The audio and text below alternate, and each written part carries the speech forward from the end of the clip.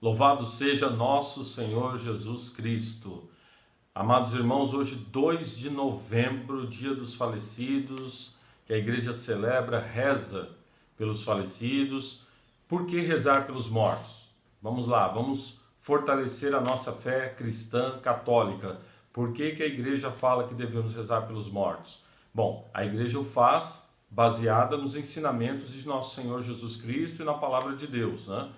Então, a palavra de Deus, ela diz claramente para nós que nós devemos rezar uns pelos outros. E os mortos não estão excluídos disto. Muito pelo contrário. Há diversos textos na Bíblia que falam que após a morte, você pode passar por um tempo, por um período, por um momento, vamos dizer assim, não é nem tempo, por um estado de purificação. Daí a palavra purgatório, purificação, purgare em latim, purificação. E essa purificação se dá após a morte. A Bíblia fala em diversos textos sobre isso. Um dos textos, que é o texto mais forte, que mais claramente fala sobre isso, é o texto de 2 Macabeus. Macabeus são dois livros do Antigo Testamento, já muito próximos de Jesus Cristo, os Macabeus.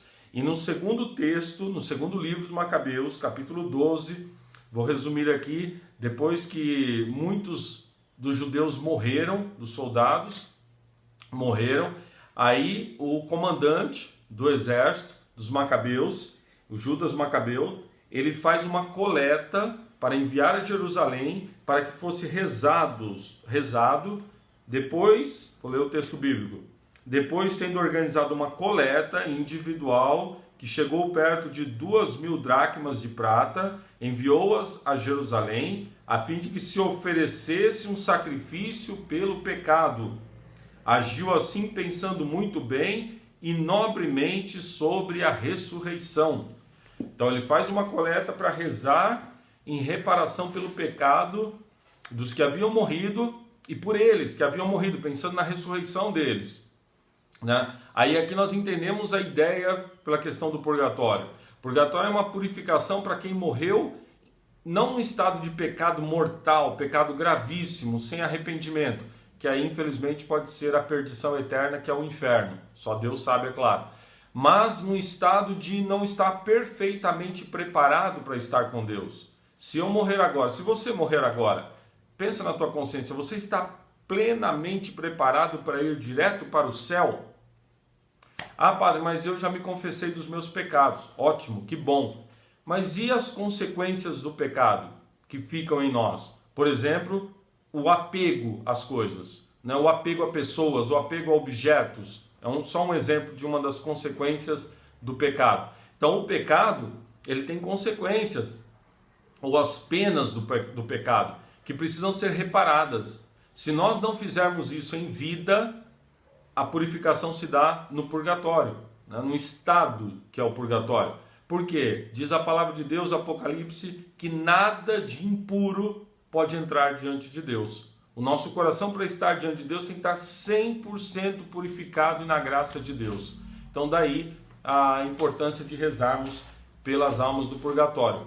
Ah, mas os nossos irmãos evangélicos protestantes falam que não se deve rezar pelas almas do purgatório.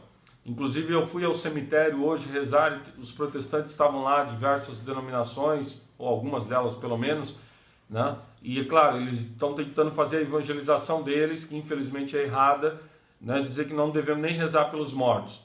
Eles estão errados. Por que eles estão errados? Ignorância mesmo, não é nem por maldade talvez, aliás, não é por maldade, né? Na maioria dos casos, ignorância. Ignoram a palavra de Deus. Por exemplo, não conhecem Macabeus. Porque não conhecem, Martinho Lutero arrancou esse texto da Bíblia, assim como 6 outros. Então a Bíblia protestante não tem todos os textos bíblicos.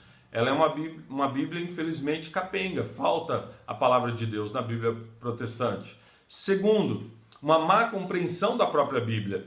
Eles dizem que quem morreu está dormindo, né? Porque a Bíblia fala do sono da morte. Mas isso é uma má compreensão, gente. Na verdade, assim que nós morremos, nós somos já julgados. Tem o nosso julgamento individual diante de Deus. E nós já vamos ou para o céu, quem está perfeitamente preparado. Inferno é uma possibilidade, quem está em estado de terrível pecado mortal. Ou purificação no purgatório. Mas isso não é sono de morte. Aliás, a própria Bíblia nos apresenta passagens que falam a respeito justamente de quem morreu estar consciente. A Bíblia nos fala em Apocalipse, por exemplo, das pessoas rezando diante do trono de Deus, os que já faleceram. Marcos, capítulo 9, né, a partir do versículo 2, a transfiguração de Cristo, e diz no versículo 4, apareceram-lhes Elias e Moisés conversando com Jesus. Elias e Moisés já haviam morrido muito antes de Jesus. Elias é um dos... Moisés, lá no início, né, quando tirou o povo do Egito. Elias, um dos grandes profetas de Israel. Todos já haviam falecido. Estavam conversando com Jesus. Porque mortos não estão dormindo. Isso é uma compreensão errônea que os nossos irmãos protestantes fazem. Mas e os espíritas? Eles falam que existe reencarnação. Também é outro erro grave. Nesse caso aqui, muito grave. Não existe reencarnação, meus irmãos. A Bíblia diz, carta aos Hebreus, que nós morremos, é só uma vida. E morremos e pronto. Já vem o julgamento, como eu falei. Então, esse negócio de que os mortos foram e voltam e reencarnam num outro corpo, totalmente errado. Assim como é errado evocar os mortos. O que é evocar? Evocar é chamar um morto para entrar no corpo de uma pessoa, falar por meio de alguém, de um médium. Isso é grave, é um pecado grave, aliás. A Bíblia proíbe tal ação, né? Evocação de mortos. É proibido pela palavra de Deus. Então, meus irmãos, a fé da igreja é uma fé muito clara, muito objetiva, que é baseada na palavra de Deus. Diante disso, nós somos chamados a rezar sim pelos falecidos. A principal forma de oração, Santa Missa, oferecer o sacrifício do Senhor. Oferecer o sacrifício do Senhor. Santa Mônica, a grande mãe de Santo Agostinho, mulher de oração, próxima à sua morte, ela disse para o seu filho Agostinho: olha, eu vou morrer, mas você se lembre de mim junto ao altar de Deus. Ofereça por mim a Santa Missa. Isso ela pediu como presente para o seu filho Agostinho, que depois se tornou também bispo. Então a oração da Santa Missa é a principal. Mas claro, todas as outras orações, sacrifícios, nós podemos oferecer pelos mortos.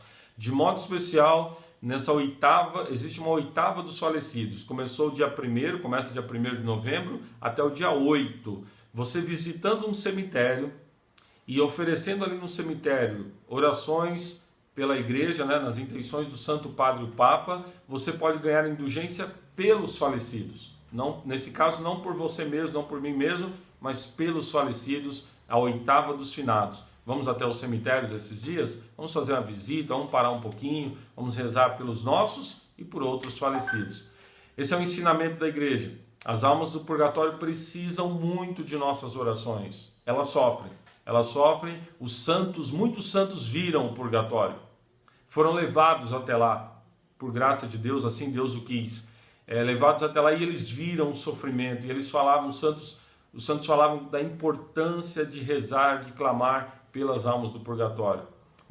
Essa é a fé da igreja. Essa fé que nós devemos realizar com caridade para os nossos falecidos por meio da oração. Deus abençoe você e toda a sua família.